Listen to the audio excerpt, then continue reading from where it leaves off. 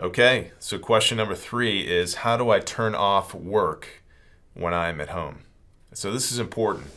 So it's important to turn off work when I'm at home. You may be able to relate to my lovely wife who has said to me before, Iris just said, Marty, you're here, but you're not here. And you may have heard that as you dwell on something that happened at work that day or something stressful that's upcoming. But it's important when you're working from home to have a place, a time, a place in your home that you leave. And when you leave that place, and when you hit that time, or when you mentally disengage, you're at home now. And you don't want to mix too much of work and home, or it's just not helpful. And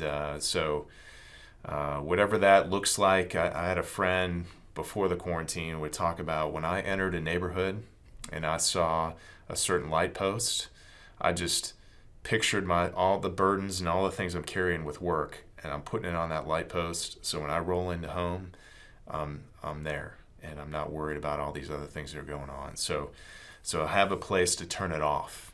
Second thing is eat together. So it's tough in our busy schedules to eat together with everyone running in a lot of different directions. If you can't figure that out in your schedule now, you never will. Everyone's at home for the most part.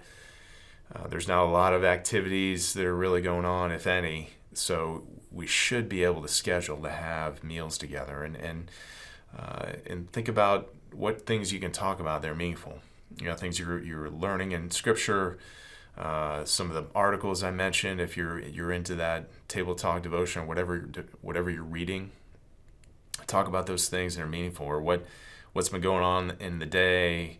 But eating together is really, really important. And part of what I do to turn off work and to eat together, sometimes I help Iris cook, these last few weeks, and it just helps me to transition, out of work and into home life. So that's important. And then the last thing is the use lunchtime to disengage. So with being at home, it's kind of nice to break up the day.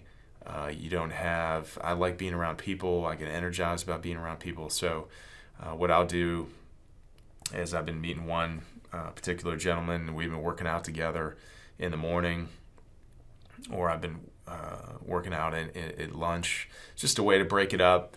And then as I find myself getting back into the second part of the day, I'm more energized, I'm more focused, as opposed to I'm just trying to grind, for 8 hours straight. So I find that to be helpful. I know a lot of you are on phone conferences and things that make your schedule challenging to do that, but sometimes you can just put it on your schedule so it doesn't get scheduled over. So those are the extent of what I was going to share with you. Hopefully that was helpful, and I'd love to hear some of the things you're doing to make your day productive during this time. Thank you very much.